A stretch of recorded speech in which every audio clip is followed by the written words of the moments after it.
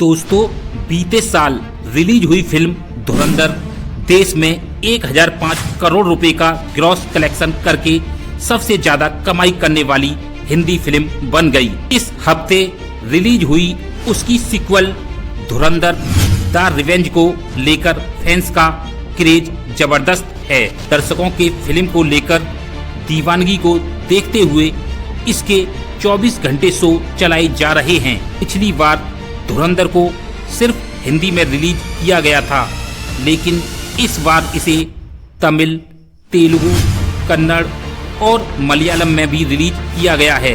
हालांकि south dub version का content download नहीं हो पाने के चलते कई राज्यों में इसके पेड प्रीव्यू शो कैंसिल करने पड़े।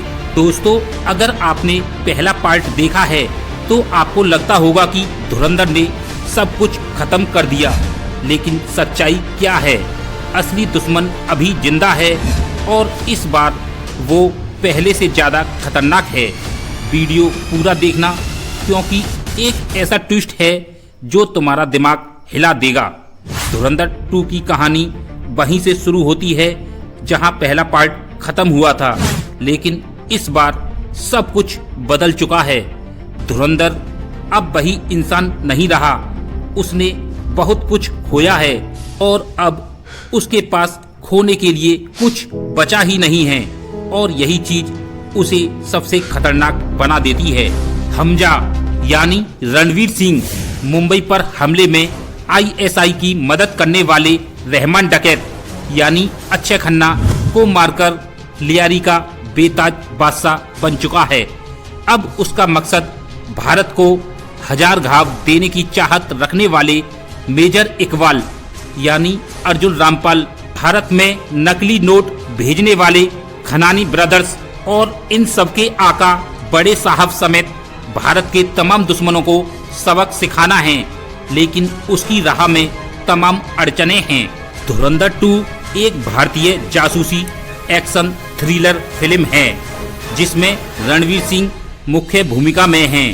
यह फिल्म रॉ एजेंट की कहानी बताती है जो पाकिस्तान के कराची में अंडरकवर मिशन पर जाकर 26/11 के गुनहगारों और पाकिस्तानी माफिया का खात्मा करता है, और यह फिल्म वास्तविक घटनाओं से प्रेरित है। फिल्म की कहानी जसकीरत सिंह रांगी यानी रणवीर सिंह के अतीत से शुरू होती है, जो परिवार के साथ हुए अन्याय का बदला लेने के बाद अपराध की दुनिया में फंसकर जेल जाता है। जेल में उसे भारत की खुफिया एजेंसी का मौका मिलता है, जिसके बाद वह पाकिस्तान जाकर हमजा अली मजारी नाम से अंडरकवर एजेंट बन जाता है। हमजा कराची के लेरी इलाके में रहमान डकैत और उजैर बलोच के गैंग के बीच घुसकर 26/11 हमलों का बदला लेने और दुश्मनों को खत्म करने का काम करता है। फिल्म में 2016 की नोटबंदी के असली कारणों और रियल लाइफ घटनाओं को भी कहानी के साथ जोड़ा गया है।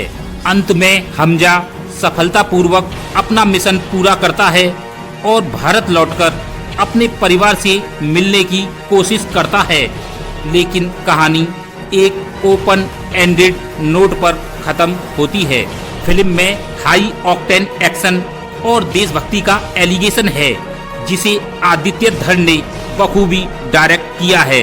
तो अगर हम धुरंधर 2 को सिर्फ एक एक्शन फिल्म की तरह देखें तो शायद हम इसकी असली बात को समझ ही नहीं पाएंगे, क्योंकि यह फिल्म सिर्फ लड़ाई नहीं दिखाती, यह दिखाती है कि लड़ाई क्यों होती है, और उससे भी ज्यादा जरूरी उस लड़ाई की असली कीमत कौन चुकाता है।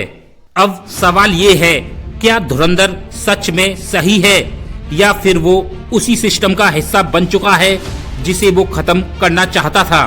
और अगर ऐसा है तो क्या ये कहानी सच में खत्म हुई है या फिर ये सिर्फ एक नई शुरुआत है?